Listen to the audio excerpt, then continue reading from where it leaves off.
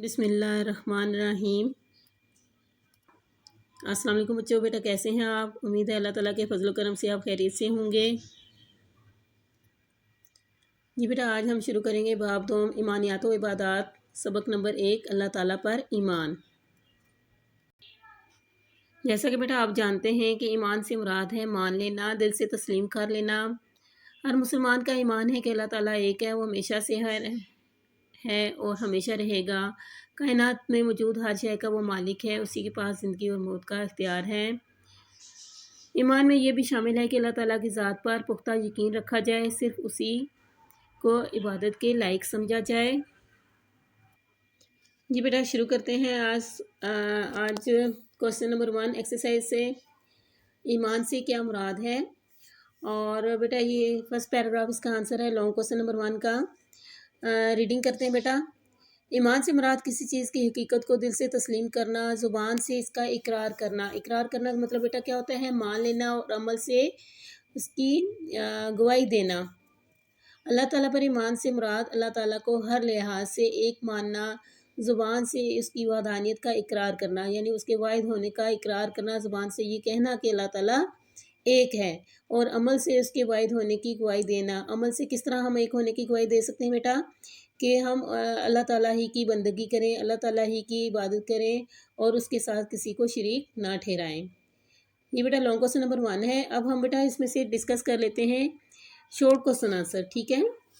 तो ये देखिए बेटा, इस क्वेश्चन लॉन्ग क्वेश्चन नंबर 1 में से जो हमारे शॉर्ट क्वेश्चन बनते हैं वो देखें।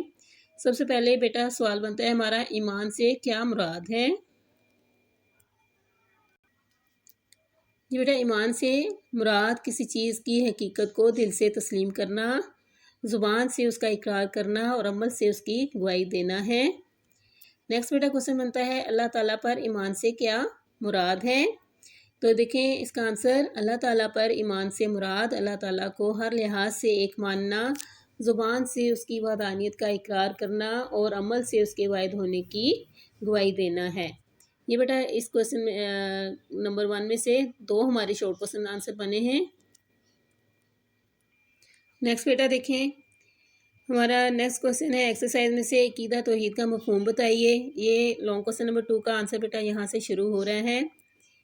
जी बेटा देखें, तौहीद के बारे में क्या बताया गया है।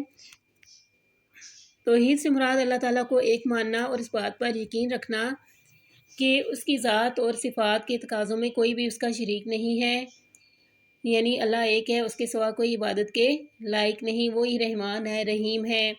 मुसलमान हर रोज़ कलमा तैयबा पढ़ते हैं और अल्लाह ताला की वहदानियत का इकरार करते हैं। कलमा तैयबा बेटा क्या है? चलें आप भी मेरे साथ मिलकर पढ़ें। ला इलाहा इल्लल्लाहु मुहम्मदुर रसूलुल्लाह।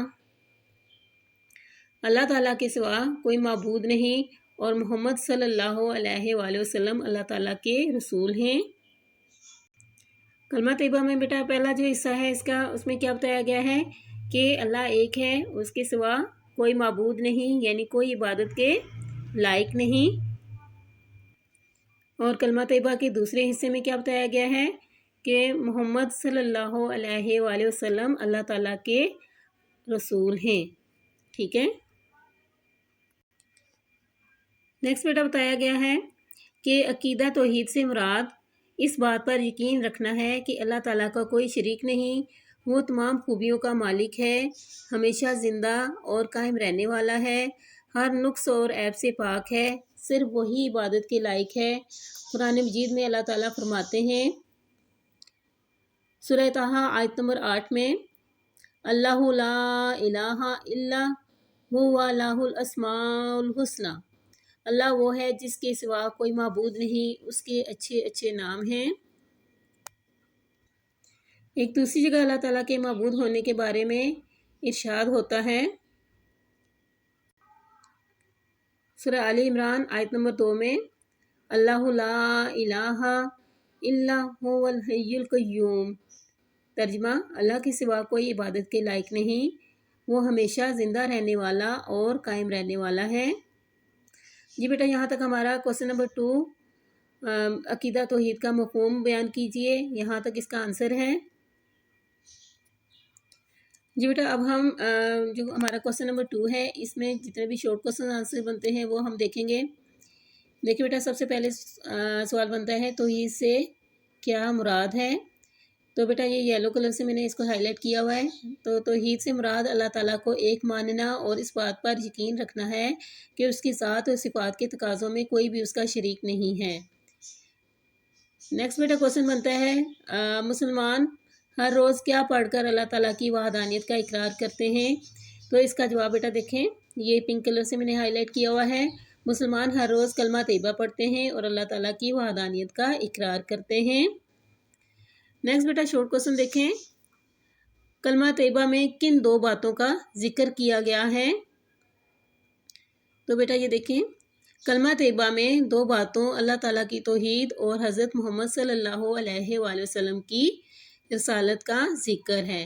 نیکسٹ بیٹا شارٹ کوشچن بنتا ہے عقیدہ توحید سے کیا مراد ہے؟